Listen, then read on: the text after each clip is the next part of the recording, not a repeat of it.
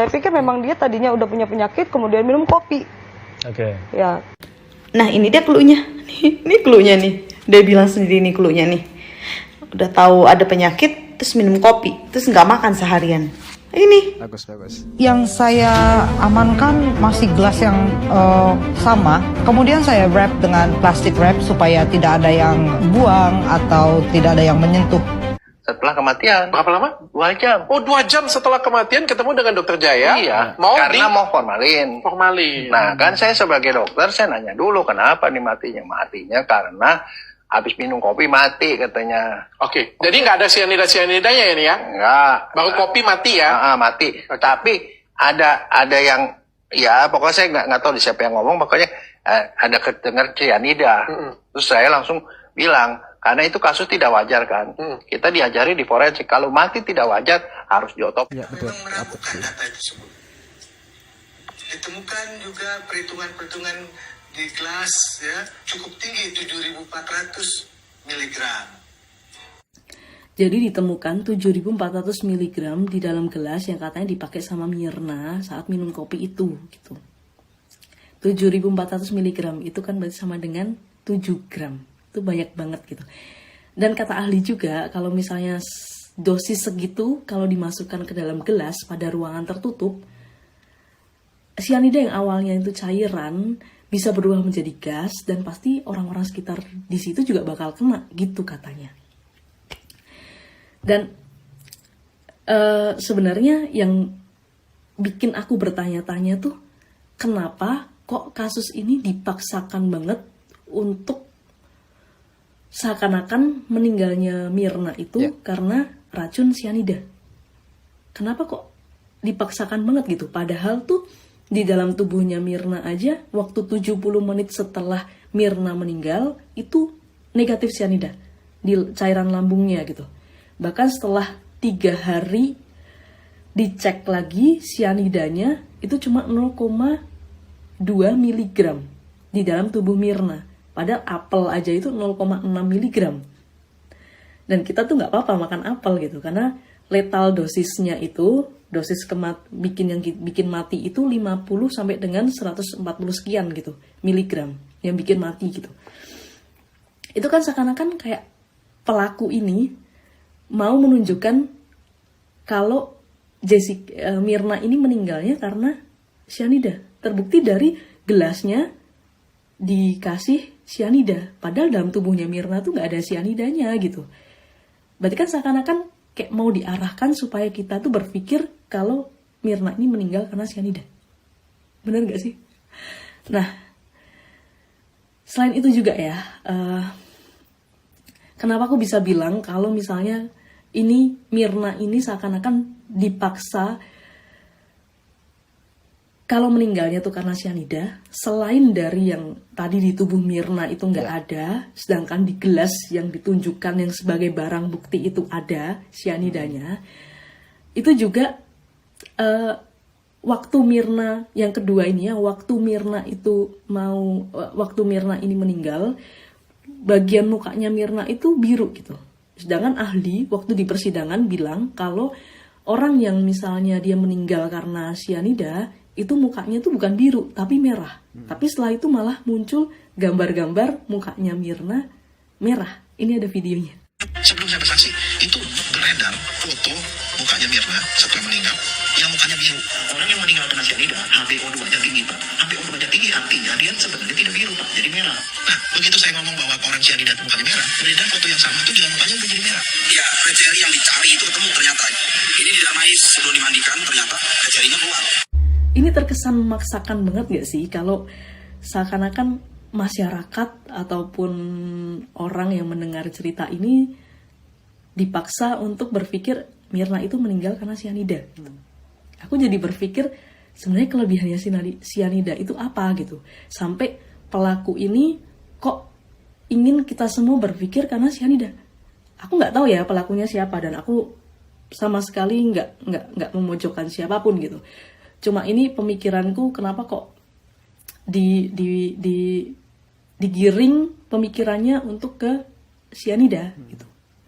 Terus tadi aku sempat browsing tentang onset dari sianida, onset itu jadi waktu kerja obat atau waktu kerja suatu zat itu masuk ke dalam tubuh kita, masa kerjanya itu berapa lama gitu. Karena tiap obat atau tiap zat itu kan pasti beda-beda. Nah ini aku ambil dari jurnal ya. Kalau onset dari sianida itu untuk membuat orang itu meninggal, itu secara general, in general, itu dibutuhkan perkiraannya sekitar dalam menit mau sampai dengan jam.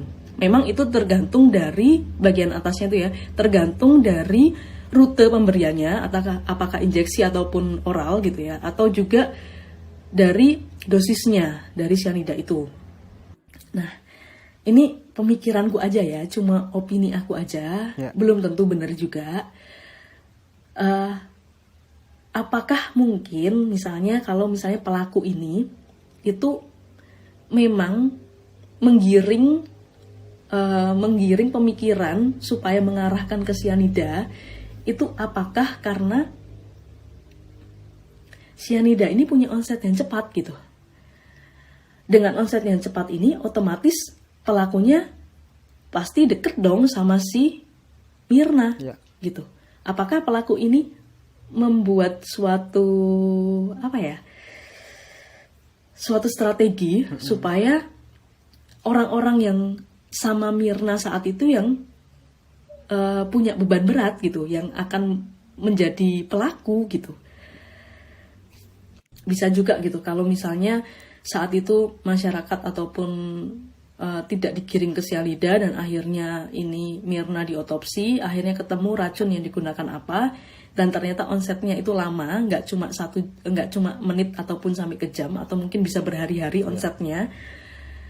Akhirnya penyelidikannya sampai ke belakang-belakang dan mungkin pelaku ingin menutupi ini. Ya aku nggak tahu ya, maksudnya ini cuma opini ku aja gitu. Ya aku masih bertanya-tanya juga, yes. Atau bisa juga zat atau racun tersebut itu berinteraksi dengan kopi. Jadi saat Mirna ini minum kopi, kafein yang ada dalam kopi ini bisa meningkatkan kadar dari racun atau zat tersebut, sehingga onsetnya juga lebih cepat dan saat itu jadi timbul reaksi. Karena beberapa obat pun juga ada yang berinteraksi dengan kafein gitu, seperti halnya ini contohnya itu paracetamol gitu. Paracetamol itu saat dicampur dengan kopi itu bisa meningkatkan kadar AST dan juga ALT-nya, sehingga ini nggak baik untuk digunakan atau dikonsumsi orang yang punya penyakit liver. Ya kembali lagi di sini aku cuma beropini, belum tentu opiniku ini benar. Gimana gitu menurut kalian, karena ya aku cukup penasaran sih dengan kasus ini. Itu sebetulnya bukan barang saya, atau saya ngumpetin data dari. Hai Om Ed, kalau itu bukan barang Om, barang siapa ya? Om mungkin bisa jelaskan deh. Jadi Om bisa jelaskan, nggak di depan publik nggak apa-apa. Karena apa? Karena netizen Indonesia itu luar biasa loh Om. Jadi netizen Indonesia itu hebat-hebat. Dia melebihi kehebatannya intelijen. Manakala Om mengatakan seperti ini, netizen Indonesia beramai-ramai cari sumber Om. Nah, kalau sudah seperti ini, kan Om sendiri yang repot. Makanya Om, ada pepatah mengatakan, menutupi kebohongan dengan kebohongan, dengan kebohongan, dengan kebohongan lagi Om. Nah, di sini solusinya Om cuma satu, yaitu apa? Om berterus terang. Om datang ke Pak Oto Hasibuan, ngomong baik-baik. Ya, tadi kan sudah minta maaf Om. Nah, sekarang Om ngomong baik-baik dengan Oto Hasibuan dan tim. Kemudian sampaikan Om. Ya, supaya apa? Supaya rentetannya nggak panjang Om. Ingat Om, kasus Sambo kemarin loh Om. Nah, kasus Sambo kemarin itu berapa banyak perwira menengah, perwira tinggi, bahkan calon bintang-bintang Om. Mereka sudah pada klepek, kena semua Om. Ya, nah jadi sekarang kalau semisal pemerintah tidak peduli dengan kasus ini, kemudian berikutnya karena saking ramenya Om, pemerintah peduli dengan kasus ini, Om mau bilang apa Om? banyak yang kena Om. Saran saya Om, ngobrol aja dengan Pak Oto Hasibuan ya. Ngobrol dengan beliau, kemudian ingat bahwa ada 3.000 lawyer yang hebat ya di belakang Pak Oto Hasibuan Om. Om tidak menyerahkan diri ke harimau, tidak. Om ajak ngobrol baik-baik Om. Daripada Om semakin terpuruk Om. Ya maklum lah Om sudah tua Om. Nikmati hidup ini dengan sukacita. Bukan dengan banyaknya permasalahan yang sebetulnya harusnya permasalahan itu tidak ada jika sejak awal tidak ada rekayasa. Ya kan Om? Nah perkara ini rekayasa atau tidak mungkin saya tidak paham, tetapi yang pasti kami semua merasakan bahwa ini ada rekayasa di dalamnya. Ya untuk apa? Ya kita tahu sendiri lah Om, nggak usah ngomong di sini. Jadi harapan saya Om mulai hari ini cobalah pendekatan dengan Oto Hasibuan dan tim. Kemudian setelah itu Om lakukan yang terbaik karena kejujuran itu bagaimanapun juga jauh lebih baik daripada kebohongan.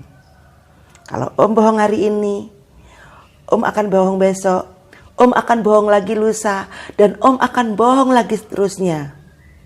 Jangan Om, jangan, karena satu persatu orang-orang yang Om ajak berkoordinasi dan Om ajak kong kali kong, semuanya sudah pada tumbang.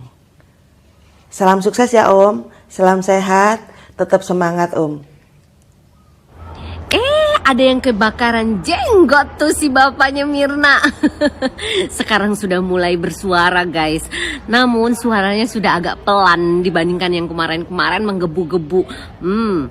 Ada ketakutankah setelah ada pertemuan semua para lawyer yang mendukung? Aduh, ayo. Terus semangat terus. Jangan apa ya istilahnya, jangan gentar dengan apa yang disampaikan oleh dia. Kebenaran itu pasti akan terungkap. Ya, pasti dan pasti. Aduh, ampun. Bapaknya Mirna kemarin kan berkuar-kuarnya sampai kenceng banget loh ya. Sekarang malah enggak. Nah, ini secara psikologis nih guys. Biasanya kalau orang sudah mulai menurun nih energinya, itu sudah mulai ketar-ketir. Itu sudah mulai ada rasa insecure di dalam permasalahan ini. Karena apa? Mungkin salah satunya sudah ada yang ketangkep ya, yang mengenai suap itu guys. Tahu dong kalian siapa coba? Nah jadi terus pantau. Dan mungkin akan ada jaksa, ada kepolisian, ada para penegak hukum, hakim pula barangkali. Pantau terus ya. Satu persatu akan terungkap. Dan itu yang akan saya giring ke arah sana. Ingin bukti? Tunjukkan bukti itu di jangan dulu ngomong. Pokoknya pelan-pelan pasti akan terungkap. Percaya sama saya. Oke? Mas Birawa juga, Wiram Birawa pasti juga udah tahu lah apa yang akan saya sampaikan kali ini. Oke? Stay tune ya guys. Pokoknya jangan sampai terlewatkan. Kasus ini adalah kasus yang luar biasa. Salam Lita Sejak film Gading. Ice Cold dirilis, sepanjang yang saya bisa simak pemberitaan, subsistem peradilan pidana kita lainnya tidak ada yang bicara tentang kasus ini. Polisi, ada gitu dari pihak kepolisian yang bicara? Tidak ada. Kejaksaan sama saja. Mahkamah Agung apalagi, karena mereka dalam posisi menunggu kan?